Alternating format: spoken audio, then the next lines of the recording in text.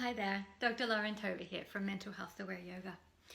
Today I wanted to share with you what I've been hearing that yoga students are really needing at the moment. It's been such a challenging year all over the world with COVID. It's been huge changes to the way that we're teaching and sharing yoga, moving from face to face and in groups to one on one or online. Things have changed a lot. And today I wanted to share with you what I've been hearing from yoga students and yoga teachers about what students are really needing in yoga classes at the moment.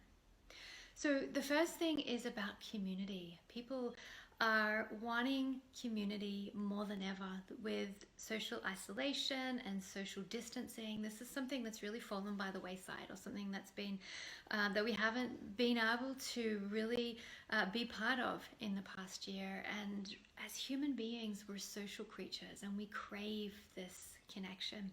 You know, I've heard from many people that in the early days of COVID, many people were actually secretly enjoying being able to cancel all their social engagements and being able to work from home.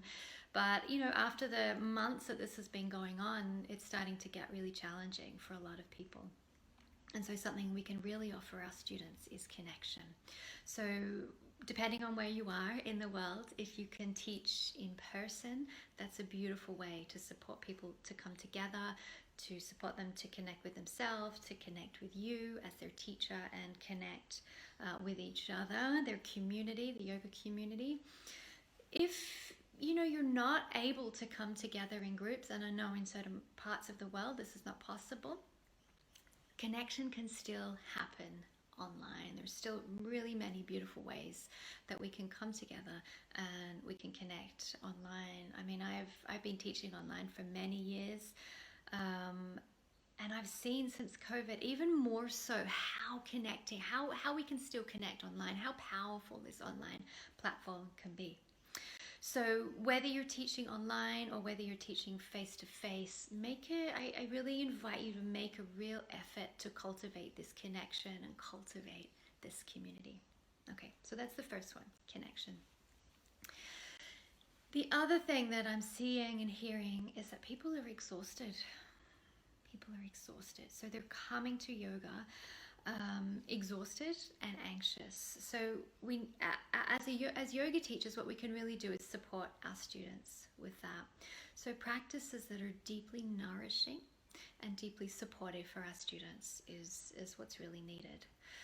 So often, you know, when our students are anxious, when we're anxious, one of the best things we can do is to meet ourselves where we are, which is this rajasic, worked up, anxious kind of state, and then slow it down to a more sattvic state. So we meet our students where they are, which often is this kind of anxiety, heightened arousal of the nervous system, and then gradually slow the class down to really nourish and nurture our students, because so many of our students are exhausted and depleted, either from juggling too many things or from the anxiety of living in such an uncertain world.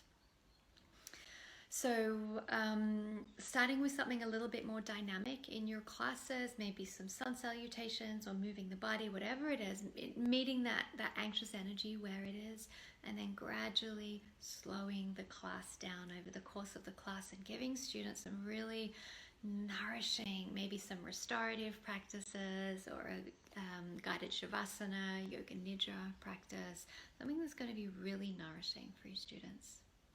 Now we know when we're feeling really anxious that the mind gets really engaged. We can have this really ruminative mind. And so if you leave somebody in Shavasana with no guidance, somebody who has a lot of anxiety and a lot of rumination is probably going to kind of slip back into that rumination and find this Shavasana or restorative yoga even more anxiety inducing. So what can be a really beautiful thing to do is to give the mind something to focus on. So that might be some music. It might be a guided yoga nidra or guided eye rest practice. It might be a visualization or a breath practice. But do what Amy Weintraub calls throwing the mind a bone. Give the mind something to focus on.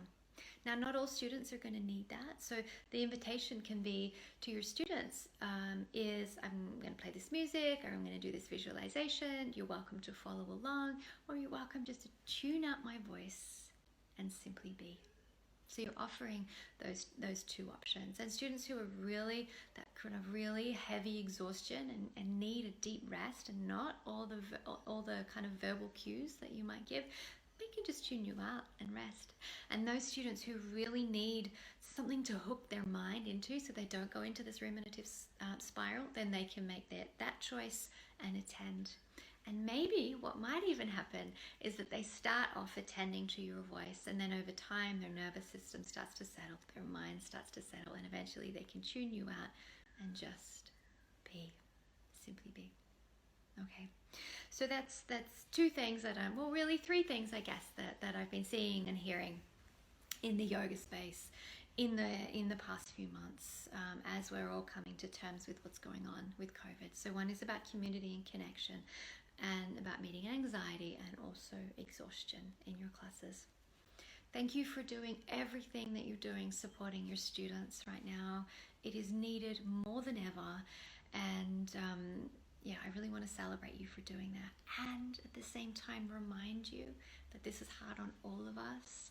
And so I invite you to take care of yourself, to use what I've talked about here for yourself as well, in terms of you having your community and you doing practices to regulate your own system and nurture yourself if you're feeling exhausted. If you'd like to find out more about the work I'm doing with Mental Health Aware Yoga, I invite you to come over to www.mentalhealthawareyoga.com. The course is now fully online, so if you want to join us for the training, you can do it completely online. There's pre-recorded lectures that you do at your own pace, in your own time, and then there's also group mentoring sessions, so we come together once a month, and then at the end of the course, there's a one-on-one session with myself or one of our senior mental health aware yoga teacher trainers.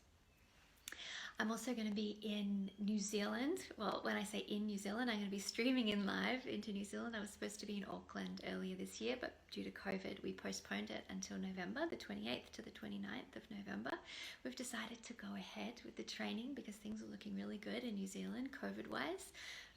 So if you'd like to join us, it's not too late. There's the hybrid part of the course that you can start immediately, and then the end of the month we'll be gathering for the weekend. So everyone in Auckland will be coming together.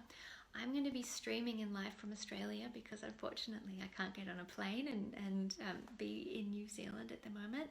However, we will have two amazing yoga teacher trainers in person on the ground with you in Auckland. Neil Goshel, who's our host from Contemporary Yoga New Zealand, and also Sandra Palmer, who's a psychologist and yoga teacher in New Zealand as well. So you'll have them in person, and then you'll have me streaming in as well. So that's on the Mental Health Aware Yoga website too. If you have any questions, feel free to leave a comment with this video, either about the training or about anything I've talked about. I really, want to create, we've talked about how important community is. My intention here is to create community in this Facebook group. We can do this online. So if you do have any questions, any comments about how you've been supporting your students through COVID, I would so love to hear them. Thanks for joining me.